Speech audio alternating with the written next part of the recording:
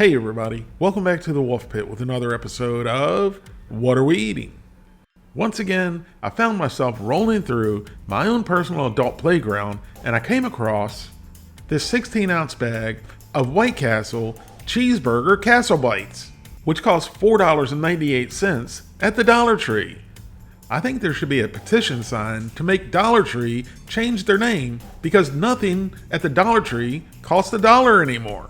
The same thing goes for Dollar General, Family Dollar, and Five Below. They all charge what the heck they want to charge now, regardless of their names. Isn't that false advertising? I definitely thought when the Dollar Tree sold everything for $1, their inventory and selection were much better. White Castle Bites are the latest innovation to satisfy your snacking needs. Inspired by America's favorite slider, the White Castle Classic Cheese Slider, the new bite-sized snacks are made with 100% beef, American cheese, and onions wrapped in a crispy golden crust. Perfect for sharing or just keep them all to yourself. Wow, White Castle says these are the latest innovation. Well, they're not really the latest innovation because pizza rolls were invented in the 1960s. So I guess White Castle wants to copy and then take the credit for inventing the same thing as a pizza roll, just with different innards. White Castle's marketing team are idiots, which reminds me of my very famous rant about White Castle back in 2016. If you want to watch that video, I'll leave a link in the description box of this video, but parental discretion is advised. Now here's the list of ingredients, and White Castle said that their cheeseburger bites were made with 100% beef. I think they meant to say 100% BS. When I make a hamburger, it's usually just salt and pepper. Sometimes I'll put Worcestershire in the hamburger mix and then add salt and pepper. That's basically it. But I know other people put more things in their hamburgers. But look at what White Castle is doing. This makes me happy that I got my medications tweaked. Otherwise, you, the people, would be hearing a rant from me, the person, like in the 2016 video. But I've calmed down a lot since then.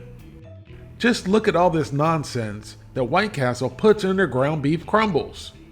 Natural grilled hamburger type flavor. What the hell is that? Beef extract, grill and smoke, beef flavor again, beef extract. I guess beef and salt and pepper would have been way too much to ask for. But oh no, they had to go add natural grilled hamburger type flavor. Hey White Castle, if you're out there listening, I have a question. Why don't you just grill the burger to get that real natural grilled hamburger flavor? There's 5 3-ounce servings per bag. Each serving has 220 calories, 9 grams of total fat, 3 grams of saturated fat, no trans fat, 15 milligrams of cholesterol, 630 milligrams of sodium, 26 grams of carbohydrates, 1 gram of fiber, 1 gram of sugars, and 8 grams of protein. Now you can cook these in a conventional oven or microwave. And for you, the people, I'm doing both, so you don't have to. Now let's get some of our cheeseburger Castle Bites out of the bag, onto a tray, and into the oven. And as you can see, they look exactly like pizza bites. Thank goodness White Castle invented them. They're such an innovative company. Now these go into a preheated 425-degree oven for 9 minutes.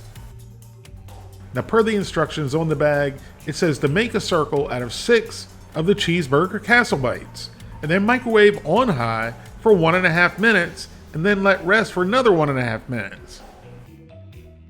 Now here's our White Castle cheeseburger Castle Bites after microwaving on high for 1.5 minutes, and then resting for another 1.5 minutes. And as you can see, all of them had a cheese explosion. So we grabbed one with our hands, and it was a little bit too hot to handle, so we shanked it with a fork. And from the blowout side, you can see they're artificially flavored beef. So into the old pie hole, and down the gullet it went. Now the wrapper turned out just like you would think any microwave pizza roll would, chewy and soggy. Now the cheesy, beefy, artificially flavored filling did not necessarily taste bad, but you could tell it had some additional artificial flavors added to it. And as far as being cheesy, most of the cheese melted out in the microwave before you had a chance to eat it. So I'm giving the microwave version of the White Castle Cheeseburger Castle Bites a 3 out of 10. Now let's try the oven version and see if they're any better. And of course, after being cooked in the oven, the wrapper is crispy and so much better than the microwave version. And with the oven version, as you notice, there were no cheesy blowouts.